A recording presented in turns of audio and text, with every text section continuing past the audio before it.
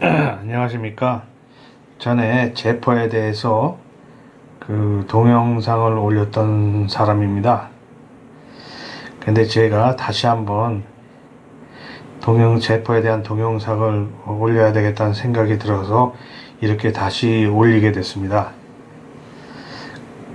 이 제퍼란 것이 제가 여태까지 봐온 중에서 굉장히 우리 건강을 지키는데 큰 도움이 될 수 있는 거라고 생각해 가지고 항상 좋게 생각하고 있었는데, 의외로 거의 대부분의 사람들이 제퍼에 대해서 모르는 것 같더라고요. 그래서 제가 그 제퍼에 대해서 다시 한번 알려드리는 뜻에서 다시 동영상을 만들게 됐습니다.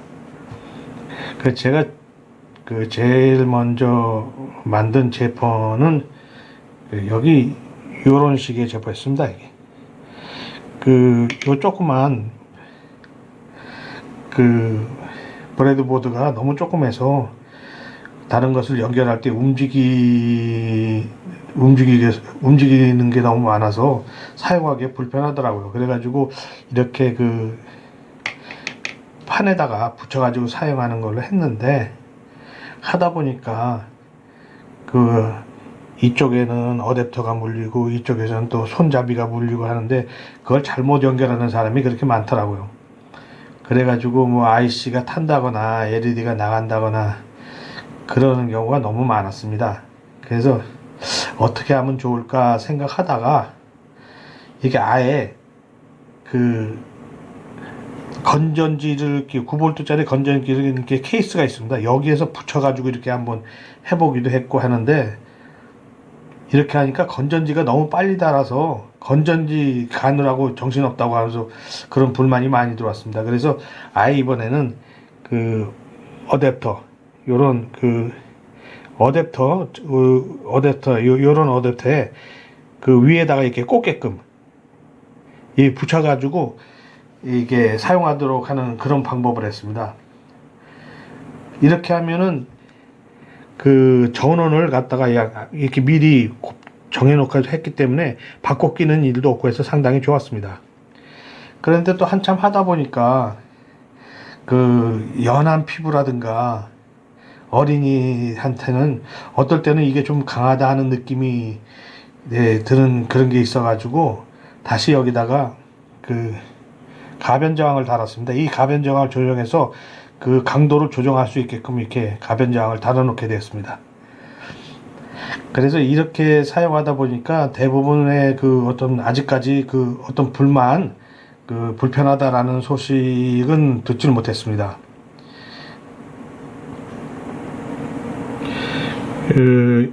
제퍼라는 것이 사람들한테 좀 많이 알려지게 된 것은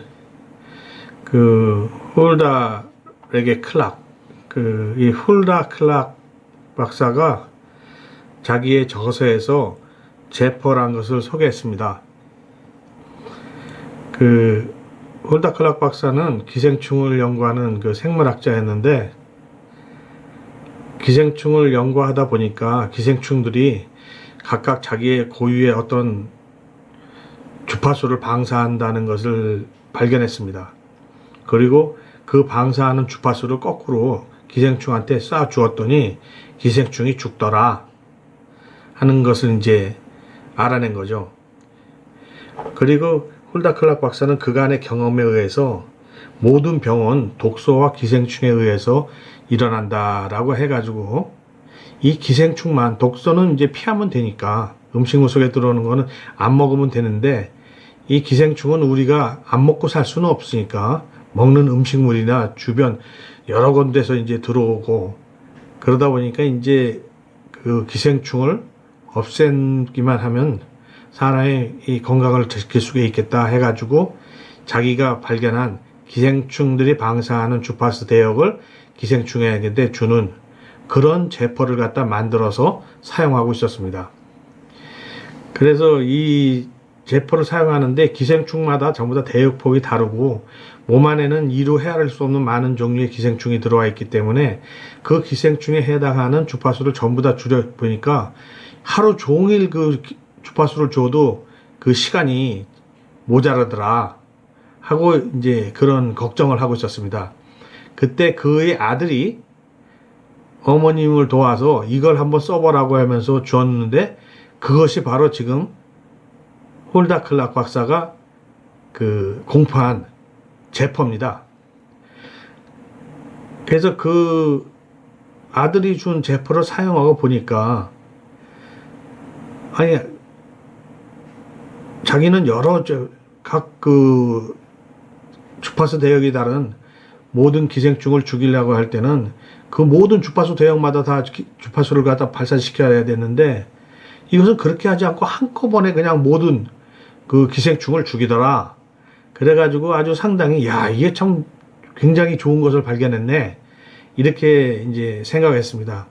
그래가지고 자기가 쓰던 그 제포를 갖다가 그 알린 게 아니라 자신의 아들이 자기한테 준 제포를 그 공표를 했습니다. 그 제포를 공표한 게 바로 이제 홀다 클락 그 자신의 저서 그 모든 암 치료라든가 지금 여기에 나온 것도 모든 병의 치료 그러니까 만병 치료 이런데 자기의 그 아들이 준 제포를 갖다가 공표한 겁니다. 그래서 이 제포 만들기라고 하는 이런 것도 이제 실제로 이게 어떻게 만드는가 하는 걸 갖다가 기록을 해놨습니다. 그리고 그 제포의 회로도 이게 바로 그 아들이 홀다 클락한테 그 준 그 제포의 회로도입니다. 이런 그 회로도를 갖다가 구성하기만 하면 되죠. 홀다 클락은 여러 가지 뭐 구두 상자 통에다가 이렇게 하면 된다라고 했지만 그거는 전혀 그 전자회로에 대한 것을 모르는 그런 상태의 그 홀다 클락 박사였기 때문에 이런 식으로 했지만 지금은 전자공학에 대해서 조금이라도 아는 사람은 이거를 갖다 구성할 수 있는 브레드보드라는 게 있습니다. 쉽게 구성할 수 있는. 예, 그래가지고 이제 이 회로를 사용하면은 그러니까 제포의 효능을 다 알 수가 있는 거죠. 그래서 홀다 클락 박사는 이것이 모든 그 기생충을 죽일 수 있는 그런 제포의 회로도니까 다 이렇게 해가지고 사용해라 해가지고 그걸 자기가 공표를 한 겁니다. 그러면 이게 제포가 무슨 원리에 의해서 이게 죽는가? 그 원리를 갖다가 이제 우리가 알아야 됩니다. 제포가 기생충을 죽일 수 있는 그런 원리라는 것은 이 홀다 클락 박사 이전에 아인슈타인 의대의 그 스티븐 칼리 박사 팀이 실험을 하다가 발견한 사항입니다. 그리고 그 사람은 이렇게 해서 실험을 해서 발견한 것을 미국 특허청에 특허 신청을 해가지고 특허를 받았습니다. 그 특허 받은 것이 그 특허 번호 5188738이라는 요 특허 번호로 칼리 박사 팀한테 여기 스티븐 칼리라고 나오지 않습니까? 이 칼리 박사 팀한테 이제 특허가 허용된 것이죠. 그 내용으로 보면은 이렇습니다. 그러니까 그 혈액 속이나 또 가령 그 혈액 샘플 그러니까 그 혈액을 대체할 수 있는 용액 그러니까 링겔 주사 같은 거라든가 이런데 미세한 교류 전류를 흘려줬더니 그 속에 있던 기생충이나 박테리아, 바이러스, 진균류가 죽더라. 그러니까 활동을 할 수 없을 정도로 이제 인간한테 피해를 줄 수 없을 정도의 상태로 다 죽거나 약해지더라 하는 것을 발견해 가지고 그 발견한 내용을 가지고 혈액 속에 그러니까 수혈을 하는 경우 그 혈액 속에 있는 나쁜 균들이 있을 수 있으니까 그런 거를 갖다가 죽여서 그 혈액을 수혈해야 된다. 그래가지고 지금 여기 보시면은 여기 사람 팔이 보입니다. 그래서 이게 혈액 봉추기가 있죠. 봉추를 해서 사람 이 속으로 이렇게 집어넣게 되어 있습니다.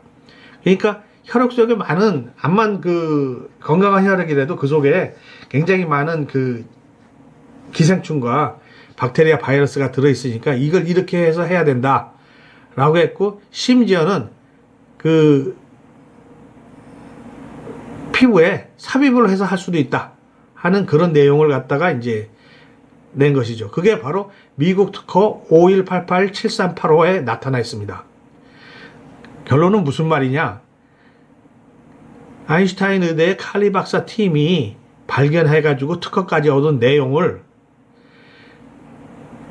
홀다 클락 박사의 아들이 만든 제포로 재확인을 했다는 뜻입니다. 그러니까 그때 홀다 클락 박사의 아들은 그 전에 미국 특허 이런 게 나와 있다는 걸 몰랐던 모양입니다. 그러니까 이렇게 해서 죽일 수 있다는 걸 알아놓고 해봤더니 다른 사람이 보니까 옛날에 홀다 클락 박사가 한 이거를 갖다가 다시 한번 확인한 거구나 하는 사실을 알게 된 것이죠. 그래서 지금 많은 사람들이 홀다 클락 박사의 제포가 무슨 주파수를 갖다가 통해서 그 미생물이나 기생충들을 갖다가 그 죽인다고 하는 거 잘못 알고 있는 내용입니다. 주파수를 줘서 죽이는 게 아니라 양전압을 갖다가 가해가지고 죽이는 내용입니다. 대부분의 사람들이 홀다 클락의 그 제포를 잘못 알고 있더라고요. 그리고 우선 뭐 그건 둘째치고라도 이것을 진짜 한번 사용해 보면 어떤 효과가 있는가 100마리 다 필요 없습니다. 효과를 봐야지 좋은 것이지 효과가 없는 그런 장치는 아무 쓸모가 없는 겁니다. 모든 것은 효과를 봐야지 되는 겁니다. 그래서 이거에 대해서 앞으로 어떤 효과가 있는지 설명드리고 어떻게 활용하는 것에 대한 말씀을 드리도록 하겠습니다. 그 홀다 클락 박사는 모든 병의 원인을 두 가지로 나눠서 얘기를 했습니다. 첫 번째, 독소. 그러니까 음식물이나 우리의 피복이나 공기 중에 호흡을 통해서 들어오는 여러 가지 독소. 그 다음에 또 기생충. 두 개를 나눠가지고 이렇게 얘기를 했습니다. 하지만 그거는 홀다 클락 박사가 생물학자의 개념으로 또 실제로 그 자기가 간호하는 환자들을 갖다가 이게 비교하면서 얻은 결론이었습니다. 특히 모든 그 암 환자한테 그 흡혈충이 있다는 거를 발견해가지고 이 기생충이 그 암과 굉장히 큰 밀접한 관계가 있다 하는 것을 갖다가 자기 스스로 그걸 확신하는 사람이었습니다. 그러나 실제로 보면은 이 두 가지도 굉장히 중요한 사항이기도 하지만 그 외에 또 나머지 세 가지가 있습니다. 그래서 보니까 제가 발견한 거는 산소 부족이라는 게 있습니다. 암도 기생충에 의해서 일어날 수도 있고 독소에 의해서 일어날 수도 있지만 산소가 부족할 때 그 상황에서 일어납니다. 또한 그 미네랄이라는 게 있습니다. 미네랄은 우리의 뭐 영양소 이런 건 아닙니다. 하나의 광물질인데 그 미네랄이 그 부족하게 되면은 우리 몸이 기능을 안 합니다. 미네랄이 있어야 우리 몸속에 있는 여러 가지 효소가 활성화되고 그 효소가 활성화되면서 에너지 대사, 물질 대사가 일어나고 우리 몸을 갖다가 유지할 수가 있게 되는 겁니다. 또 그래서 미네랄 부족이 굉장히 큰 병의 원인으로 될 수 있고 다섯 번째는 심경의 변화라는 것이 있습니다. 그러니까 이게 심경의 변화라고 하는 건데 그 흔히 신경의 변화를 갖다가 이렇게 보면 서양 말로는 그 스트레스라고 합니다. 근데 신경의 변화의 마음에 우리가 심전계로 치면 여러 가지 주파수가 나오지 않습니까? 그 주파수들 대역에 따라서 우리 몸에 그 반응하는 부분이 틀립니다. 소리곱새를 갖다가 이렇게 우리가 실험하다 보면 그 공명 주파수가 같으면은 서로 공명을 하죠. 즉 에너지가 그쪽으로 전달된다는 뜻입니다. 우리 몸도 마찬가지로 우리의 뇌파나 이게 심장의 그 파동이 어떻게 되느냐에 따라서 거기에 공명을 일으키는 해당 부위가 달라지는 겁니다. 그래서 이렇게 보면은 슬픈 감정을 갖다가 느끼게 되면 그 슬픈 감정이 가지고 있는 주파수가 그 폐나 대장에 영향을 미칩니다. 그러니까 폐나 대장이 거기에 반응을 한다는 뜻이죠. 공명현상을. 그다음에 근심 걱정에 하는 그 주파수 해당하는 주파수는 우리의 위장과 비장에 영향을 미치고요. 그다음에 우리가 쾌락 같은 즐거운 거는 심장이나 이제 소장에 영향을 미칩니다. 그다음에 분노의 그 주파수는 간과 담에 영향을 미치고, 무서움이라든가 공포 같은 그런 뭐 고소공포증이라든가 물공포증 뭐 여러 가지 있는데, 그런 것들은 신장과 콩팥에 영향을 미칩니다. 방광에 영향을 미칩니다. 즉 어린아이가 슬픈 우는 어린은 가슴을 들썩이면서 흐느끼는데, 그거는 폐에 영향을 미치고 있기 때문에 그렇습니다. 근심 걱정이 많으면 소화가 안 됩니다. 즉 소화기 비위장에 영향을 미치기 때문에 그렇고, 쾌락을 즐기면 돌연사한다라는 그런 게 있습니다. 그래서 화를 내면 저놈이 겁도 없이 화를 낸다, 간땡이가 모여서 이런 식으로 간담에 영향을 주고, 그 다음에 공포, 무서움, 이게 되면 사람이 오줌을 지르게 됩니다. 애들도 놀라면은 오줌을 싸지 않습니까? 그런 것처럼 이 신경염이나 스트레스가 이게 상당히 큰 영향을 주기 때문에 이것도 병의 원인으로 보고 있습니다. 근데 이런 스트레스가 이제 우리 오장육부에 영향을 미칠 때, 그것이 맨 처음에는 기능 이상으로 나타나지, 뭐 슬픈 감정 느꼈다고 해서 폐가 당장 망가지거나 그러지는 않습니다. 폐가 숨쉬기가 힘들다든가 거북하다든가 가래가 낀다든가 이러면서 폐 기능에 이상이 생기죠. 그러다가 그것이 오래 지속되면, 즉 만성화된다고 하는데, 이제 옛날 말로 하면 그게 골병 든다, 폐에 골병 들었다 그렇게 했는데, 그렇게 만성화되면 그때부터 폐가 이게 기질적으로 상하게 됩니다. 근데 우리가 기능이 이상할 때 병원에 가면은 그거는 정말 발견을 못 합니다. 기계가. 폐가 망가져야 찾아내죠. 그렇기 때문에 우리가 기능 이상 상태에서 병원에 가면은 모든 진단이 다 스트레스성이라고 나옵니다. 그냥 망가진 후에야 이제 고치죠. 그렇지만 이미 망가진 후에는 되돌리기가 힘듭니다. 치료를 한다 하더라도 원 상태로는 절대 돌아가질 않습니다. 그러니까 항상 기능 이상이 있을 때 고치고, 그 기능 이상이 생기지 않게 미리 예방을 하는 게 최고 좋은 겁니다. 예방이 최고지, 다 병이 난 다음에 망가진 다음에 고쳐봐야 그건 원상태로 되지도 않을 뿐만 아니라 별로 도움이 안 되는 겁니다.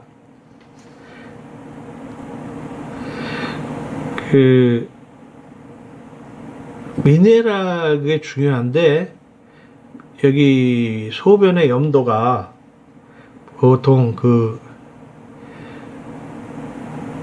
0.9% 정상인 사람은, 그러니까 소변의 염도란 건 소금 염자로 해가지고 미네랄이 소변에 얼마나 있느냐 이렇게 해야 됩니다.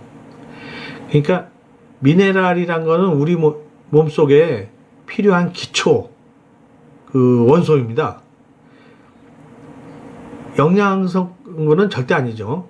그러니까 우리가 미네랄 그러면 소금 염자를 써서, 소금이 바로 미네랄입니다. 이 소금에는 여러 가지 미네랄이 가장 골고루 이상적으로 배합되어 있는 상태로 들어 있습니다. 그래서 우리가 미네랄이 떨어지게 되면 우리 몸에 물질 대사와 에너지 대사가 제대로 일어나지 않습니다. 그렇기 때문에 항상 일정한 우리 몸의 미네랄 염도를 측정하라, 그렇게 하는데, 우리 몸에서 보면은 콩팥에서 우리 몸에 불필요한 이 물질을 갖다가 걸러냅니다. 그때 이제 미네랄도 걸러 나왔다가 다시 재흡수를 합니다. 그러니까 미네랄만 재흡수하는 게 아니라 가장 큰 게 이제 물도 재흡수하죠. 바소프레신이라고 하는 호르몬이 물을 재흡수하게 만듭니다. 만약 물을 재흡수하지 않으면 우리 몸은 하루에 그냥 10리터, 20리터도 막 계속 물을 들이켜야 됩니다. 아주 화장실에서 소변 보면서 살아야 되고요. 다행히 이렇게 물을 재흡수하니까, 재흡수하는 과정에 이제 일정량의 미네랄도 재흡수합니다. 왜 하냐면 미네랄이 없으면 우리가 죽습니다. 그렇기 때문에 재흡수를 해서 생명 현상을 유지하려고 하는 것이죠. 그래서 그 염도를 항상 측정해야 되는데 소금기가 이제 혈액에서 맨날 그 주사기를 피 뽑아서 이게 검사할 수는 없으니까 소변의 염도를 대신 측정합니다. 근데 소변에는 이제 우리가 어느 정도 그 미네랄을 재흡수하는 거 나머지가 소변으로 나오는데 그것이 이제 그 0.8% 정도 이하로 떨어지게 되면은 그 우리 몸속에 좀 안 좋죠. 그러니까 그 염도 측정은 이게 오줌을 받아서 그 염도를 측정해 보면 금방 알 수 있습니다. 염도 측정은 그 음식물을 만들 때 소금의 농도제는 염도계로 측정하면 금방 알 수가 있죠. 그러니까 그 소변에서는 그러니까 우리가 그 0.8% 이상의 혈액에 있어야 되기 때문에 소변은 혈액보다 조금 떨어질 수가 있습니다. 그러니까 그 0.9% 정도 보통 그렇게 해가지고 0.8% 정도, 0.9% 정도 되면은 소변의 염도가 그 정도 되면 우리 몸에 그 미네랄이 정상이구나 이렇게 생각할 수 있는데 그것이 적은 분들은 그 소금을 드셔야 됩니다. 우리가 보통 사람들이 소금 먹으면 뭐 몸에 안 좋다고 그랬는데 그거는 믿을 수 없습니다. 그거 믿으면 안 됩니다. 그건 의사들이 맨날 그랬었는데 그것도 잘못된 것입니다. 그렇다고 의사들이 맨날 뭐 짜게 먹으면 안 된다고 그랬는데 갑자기 짜게 먹어야 된다고 하면 또 자기네들이 이상해지니까 그런 말은 안 하고 이제 그냥 뭐 적당히 드시라는 말로 바꿨는데 소금은 좀 짭짤하게 먹어야 됩니다. 그리고 사람이 나이가 먹을수록 늙어지면은 미네랄이 더 필요합니다. 그러다 보니까 좀 짭짤하게 먹게 되고 그래 나이 드신 분들은 오히려 그래서 좀 더 짭짤하게 먹어야 됩니다. 그래야 우리 몸에 미네랄이 갖다가 제대로 정상적인 작동을 하게 됩니다. 그래 보면은 암 환자들도 대부분이 미네랄이 되게 적습니다. 그래 이렇게 소금은 그 굉장히 중요하니까 그렇다고 해서 죽염이나 비싼 소금은 별로 소용이 없습니다. 천일염은 먹어야 됩니다. 바닷속에는 여러 가지 종류의 천일염들이 골고루 어떤 비율로 들어 있습니다. 우리 생명체가 바닷속에서 나왔기 때문에 우리는 그 바닷물의 농도, 애기도 그 양수도 바닷물 농도에 떠 있지 않습니까? 그런 것처럼 우리도 그 몸에는 그 천일염에 그런 농도에 들어있는 그 미네랄이 필요합니다. 미네랄들도 서로가 돋거나 배척하거나 하는 여러 특성을 가지고 있어요. 그렇기 때문에 왜 그 우리가 먹는 그 정제 소금은 안 좋은 이유가 거기는 그냥 NaCl만 들어있어서 그렇습니다. 여러 가지 미네랄이 이상적인 비율로 들어있어야 되는데 그것이 없으니까 안 좋다는 뜻이지 여러 가지 미네랄이 골고루 들어있는 천일염 같은 경우는 아주 좋습니다. 그러니까 죽염 같은 경우는 오히려 그 대나무에서 나오는 중력의 성분에 들어있는 황까지도 섭취되어 있습니다. 황이 우리 몸에 특별한 영향을 주는 것은 사실이지만 천일염의 개념으로 그러니까 미네랄의 개념에서 보면 황을 과다 섭취하는 그런 걸로 해서 균형이 떨어집니다. 그래서 그 죽염 같은 것보다는 오히려 천일염이 더 좋다고 생각하시면 되겠습니다. 제가 세 번째 그게 산소 부족이라고 했었는데 이것은 굉장히 중요합니다. 그 산소가 부족하면은 우리가 산소 공급받지 못하면 금방 죽습니다. 근데 산소가 부족하게 되면 이제 그 문제가 일어나죠. 거의 모든 병은 산소만 잘 공급해줘도 웬만한 병은 다 치유가 됩니다. 그러니까 산소 탱크가 있는 그 설비가 갖춰진 병원에서 산소 탱크에 몇 번만 들어갔다 나와도 달라집니다. 말 그대로 이게 만병통치약이 사실은 산소입니다. 산소. 그러니까 이 산소 부족 상태에서 암도 생깁니다. 모든 병은 저 산소 부족이에요. 고혈압이 왜 생기는지 아십니까? 뭐 다른 이유 많은데 그거 다 쓸데없는 얘기고 산소 부족 때문에 고혈압이 생기는 겁니다. 산소가 부족하니까 산소를 공급해 주기 위해서 막 우리 몸이 막 혈액을 막 계속 돌리는 겁니다. 그러니까 고혈압도 생기는 것이죠. 이 산소가 풍부하면요. 옛날에는 뭐 잠자리가 뭐 몇십 센치씩 뭐 컸다고 그러지 않습니까? 산소만 공급이 닳으면은 거의 웬만한 병이 그냥 납니다. 그리고 산소 공급만 잘해주면은 암도 납니다. 이 기본적인 것을 산소 부족과 미네랄 부족이 이게 얼마나 큰 그 병의 원인인지 사람들은 그걸 잘 모르고 있더라고요. 자, 그러면 오늘 여기서 구체적으로 제포를 사용하면 뭐가 좋은가에 대해서 이제 좀 말씀드리도록 하겠습니다. 제포는 우리가 사용하다 보면은 여러 가지 기생충과 박테리아, 바이러스, 진균류를 이게 죽인다고 보면 됩니다. 아니, 죽인다고 보면 됩니다가 아니라 죽인다고 돼 있습니다. 아니, 이미 미국에서 난 특허에 그것이 나와 있습니다. 그리고 그거는 미국 특허청에서 사실 확인을 해가지고 인정을 해준 사항이기 때문에 여기에 대해서 의문을 가질 필요가 없습니다.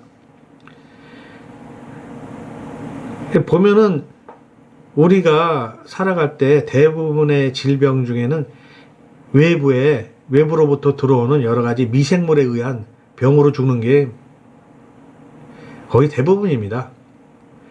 즉, 살아가다 보면 계속 미생물이 들어와서 우리 몸속에 쌓이고 그 속에서 번식을 하고 그러다 보면 우리 몸의 기능이 제대로 잘 못해요. 즉, 미생물에 의해서 우리가 그냥 치여서 죽는 겁니다. 그러면 안 되니까 이제 새로 깨끗한 미생물에 오염되지 않은 깨끗한 생명체를 다시 만들어서 이제 아기를 낳아가지고 그 아기는 또 오염이 안 됐으니까 미생물에 그래서 살아가고 먼저 탄 사람은 이제 오염돼가지고 결국 죽는 거죠. 노인들도 대부분 폐렴으로 죽지 않습니까? 공기 중에 들어온 나쁜 균들이 그냥 해서 우리 몸의 면역력이 반응을 해가지고 그거 다 물리치지만 수만 번 들어오고 뭐 해도 다 물리쳐서 사는 건데 한 번이라도 실수하면 그게 죽는 거죠. 그래서 끊임없이 우리 몸속에 들어오는 거 이거 피할 수가 없습니다. 그래서 수시로 우리 몸속에 들어온 이런 미생물들을 죽여줘야 됩니다. 그래서 제포를 사용해서 이게 하루에 한두 번씩 해가지고 죽이면 하루에 한 번 안 해도 됩니다. 좀 깨끗한 환경이면 일주일에 한 번 해도 상관이 없습니다. 그리고 뭐 우리가 비누 씻지 않습니까? 비누로. 이 비누로 한번 씻는다는 게 우리 몸을 얼마나 청결해야 하는지 말도 못합니다. 인간의 수명을 획기적으로 늘린 최고의 발명품이 비누입니다. 그래 하면 되는데 그래도 음식물로 들어오는 거, 호흡하면서 들어오는 거, 주변 뭐 옷이나 피부를 통해서 들어오는 거 이건 막을 수가 없습니다. 그렇기 때문에 우리는 체내에 들어온 세균을 없애줘야 됩니다. 그것만으로도 웬만 병에 시달리는 일이 거의 없습니다. 그리고 실제로 병에 걸린 사람도 낫고, 그러니까 예방과 치료를 동시에 할 수 있는 게 이 제포입니다. 그리고 이건 뭐 다른 것이 아니고 전기 힘으로 하는 겁니다. 모든 미생물이 우리가 약을 쓰면 저항성을 갖게 됩니다. 이 미생물도 똑똑하기 때문에 자기 주변 환경에 적응하면서 살면서 저걸 어떻게 대처해야 되겠다 하면서 자기 나름대로 열심히 대책을 마련하면서 합니다. 바이러스가 변종이 일어나는 것은 바로 그 대처를 하면서 나타나는 게 그 바이러스 변종입니다. 그래서 얘네들도 똑똑해가지고 자기 살 길을 막 저가고 우리 체내에 들어오면은 또 포낙을 만들어서 뒤집어 써가지고 우리의 면역 세포들을 갖다가 피해 다니기도 하고 그렇게 하면서 살고 있는 거죠. 근데 이런 것들을 갖다가 우리가 죽여 없어져야 숨어 있다가 또 다시 나타나고 숨어 있다가 다시 나타나고 면역력이 셀 때는 숨어 있어야 됩니다. 그렇지만 면역력이 약하면 야 쟤네들이 뭐 없어졌다 나가서 놀자 하면서 다시 튀어나오니까. 그리고 우리가 이렇게 보면 식수를 통해서도 많이 나오죠. 이게 식수. 제가 이게 절감한 건데 식수는 특히 이게 좀 우리가 후진국 동남아나 이게 뭐 남미 아프리카 뭐 이렇게 후진국으로 갈수록 이게 식수 상태가 별로 좋지가 않습니다. 여기 뭐 이 속에 뭐 그 조그만 벌레들 무지하게 많습니다. 하여튼 뭐 눈에 안 보이는 것들 이런 거 소독해서 먹어야 됩니다. 물을 받아놓고 이게 흙탕물 받아놓고 이게 겉에 뜨는 거 이렇게 좀 겉에 뜨는 거 걸러내고 오래 있으면 밑에 그 무거운 것들은 다 가라앉습니다. 그건 그 중간에 맑은 물만 이렇게 따라내는데 그 속에도 무지하게 많아요. 이때 제포를 사용하면 그 속에 있는 그 벌레들 균들을 싹 죽일 수가 있죠. 이것만 이게 아니라 특히 그 종교적으로 이게 선교라고 그러나 전도라고 그러나 그거 하시는 분들이 있어요. 그분들은 이제 나가서 이렇게 일을 하다 보면은 참 이게 그 쉬운 일이 아닌데 그 어떤 경우는 갑자기 뭐 교회나 그런 데서 뭐 지원금이 나오는지는 모르겠는데 그 지원이 갑자기 어떤 사정으로 또 끊어지는 경우가 있더라고요. 그런 분들은 갑자기 그냥 순식간에 낙동강 오리알처럼 돼가지고 우선 거기서 일단 살아가야 되니까 방법이 없습니다. 그래서 어떤 사람들은 뭐 침술도 배우고 사람 고쳐주면서 돈주 받고 그렇게 지내는 사람을 많이 봤어요. 근데 이게 제포가 있으면은 그냥 웬만한 그냥 제포 너희가 잡고 있어봐라 그러면 저절로 되니까 그 종교 그 뭐 선교인가 그거 할 때 무지하게 큰 도움이 될 수 있습니다. 그래서 저는 선교 떠나는 사람은 한 이 제포를 갖다가 얼마 정도 이게 준비해가지고 어느 정도 준비해가지고 했으면 자기의 건강도 지키고 저막 전도인가 그 하는 사람들한테 그 굉장히 좋습니다. 그 보니까 성경에 그 예수님도 맨날 그 사람 고쳤더라고요. 그리고 실제로 많은 사람들이 아픈 사람이 자기 병 낫게 해주면요. 아예 순식간에 그 사람 철석같이 믿습니다. 아픈 거 고쳐주는 것만큼 이 세상에 사람의 믿음을 살 수 있는 게 없습니다. 그래서 특히 선교 같은 거 하시는 분들은 그 아주 그 좋게 아주 효과적으로 그 선교를 할 수 있을 거라고 생각이 됩니다. 물론 자신도 지키고 딴 사람한테도 하고 그 다음에 이건 돈이 들면 그것도 못하는데 이건 돈이 안 들지 않습니까? 무슨 약 먹어가지고 약효가 떨어지는 것도 아니고 어디 다른 것도 아니고 망가지지만 않으면은 계속 사용할 수 있는 아주 그 특히 그 더운 나라에 가면 이게 댕기열이나 말라리아 이런 것들이 쉽게 잘 걸려요. 그리고 우리 몸은 우리나라 사람은 그런데 우리나라 자체에 이게 토착 그 병이 아니기 때문에 우리는 거기에 대한 그 면역력이 거의 없습니다. 근데 이 딴 나라에 가서 그런 댕기열이나 그 뭐야 말라리아 걸려가지고 죽는 사람도 있어요. 그리고 그 모기 새끼가 와가지고 이게 물어버리면 그냥 걸리는 거라. 근데 제포가 있으면 제포로 죽이면 됩니다. 아 걱정할 거 없어요. 아유. 그러니까 이게 무지하게 그 굉장히 좋은 거예요. 그 제포는 우리가 흔히 말하는 기를 전달한다고 그러지 않습니까? 이 제포로 기도 전달할 수 있어요.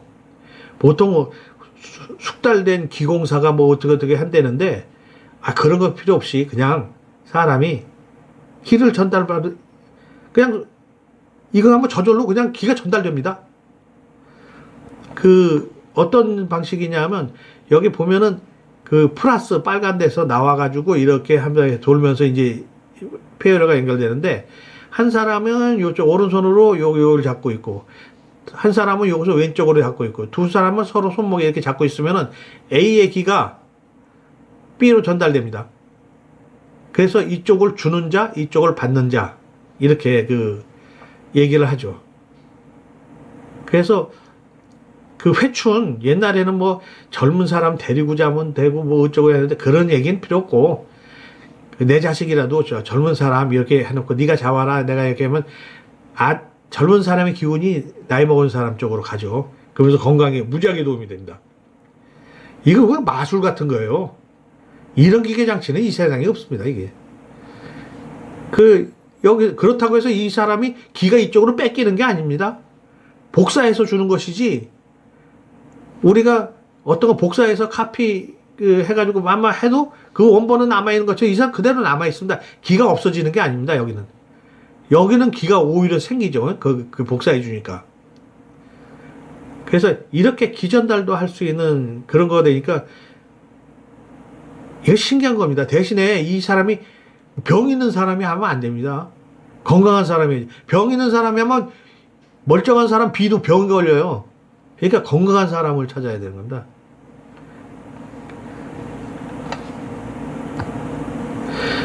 특히 사람이 인체 내에서는 기생충들이 아주 특이하게 이게 움직입니다.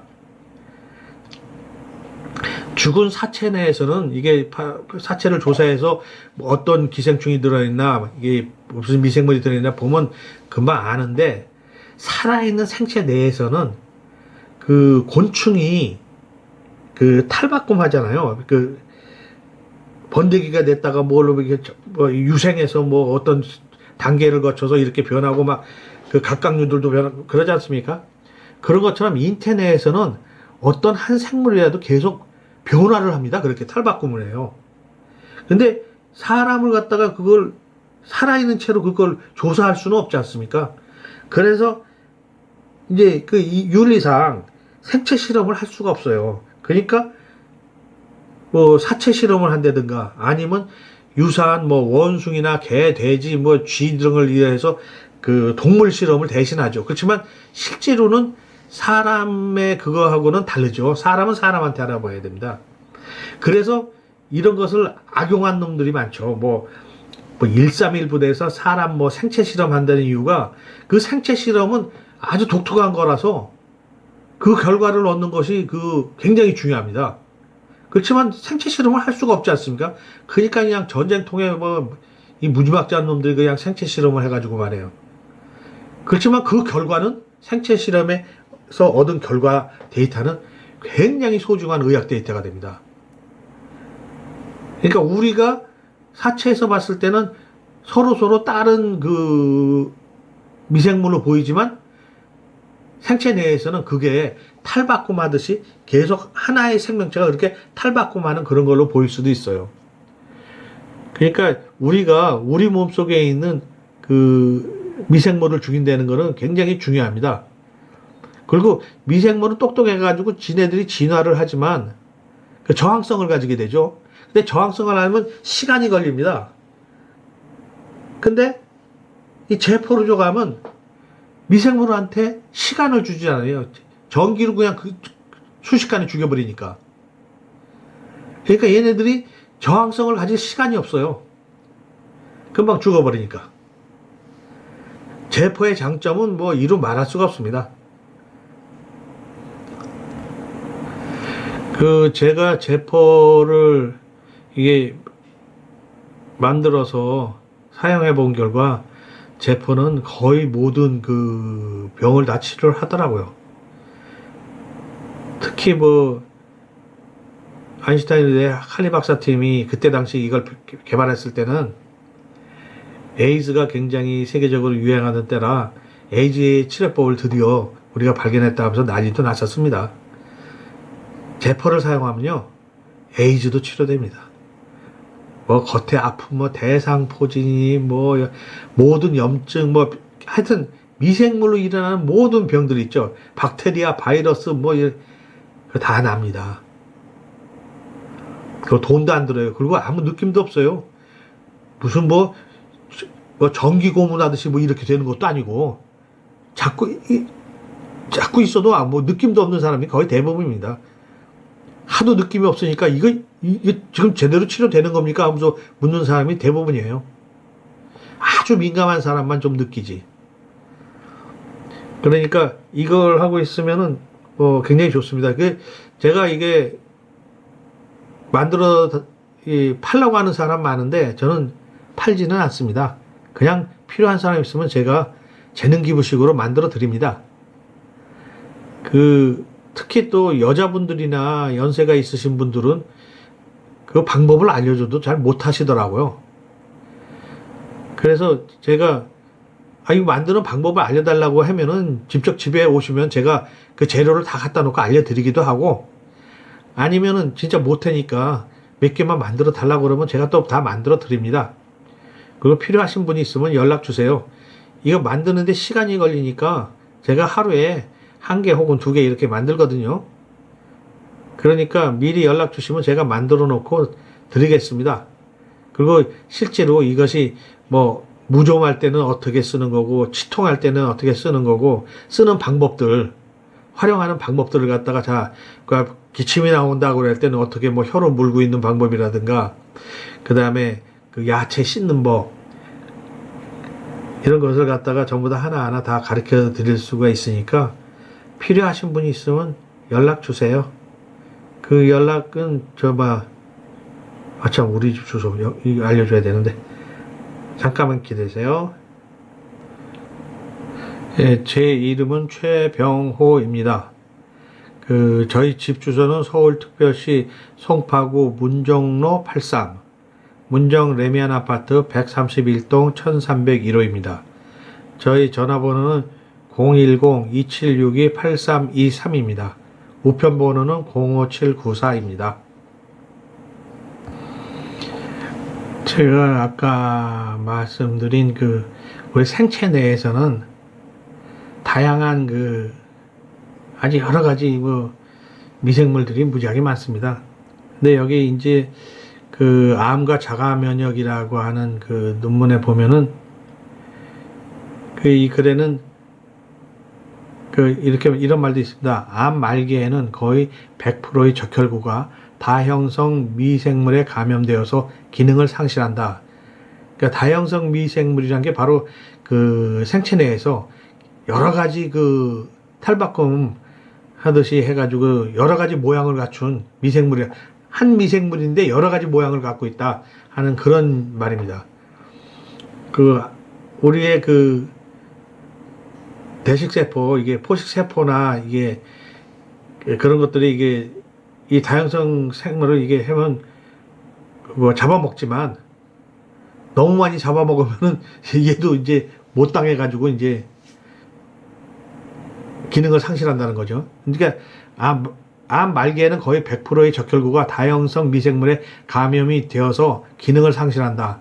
하지만 진행된 암이라도 특별한 엔더라인 백신을 사용하면 적혈구들이 한 달 이내에 건강한 상태로 돌아오면서 동시에 암세포의 전이가 위축된다. 즉 여러 가지 결국 여기에서도 얘기한 게 미생물에 의해서 암이 발생하는 거예요. 그리고 그 미생물들이 숨을 때 그냥 혈장에서 이게 혈당을 먹고 살지만 그게 없어지면 적혈구 들어가서 적혈구 내에서 또 이게 영양분을 섭취하고 다 먹으면 또 밖으로 나와가지고 또 다른 적혈구로 옮겨가고 이렇게 된다는 뜻이죠. 하여튼 결국은 미생물이 우리 몸에 병을 일으키고 그 미생물을 잡는 것은 이 제포처럼 좋은 것이 없고 이 제포는 만드는데 별로 돈도 안 듭니다, 이거. 오히려 이게 하나하나 이게 수작업을 하는 게 좀 힘들어서 그렇지 들어가는 돈은 얼마 안 들어요. 몇천 원이면 됩니다. 그러니까 여러분들도 스스로 만들어 보시거나 아니면 만드시기 힘드신 분들은 연락 주십시오. 제가 상황이 되는 한 만들어서 드리겠습니다. 예, 오늘은 이것으로 마치겠습니다. 예.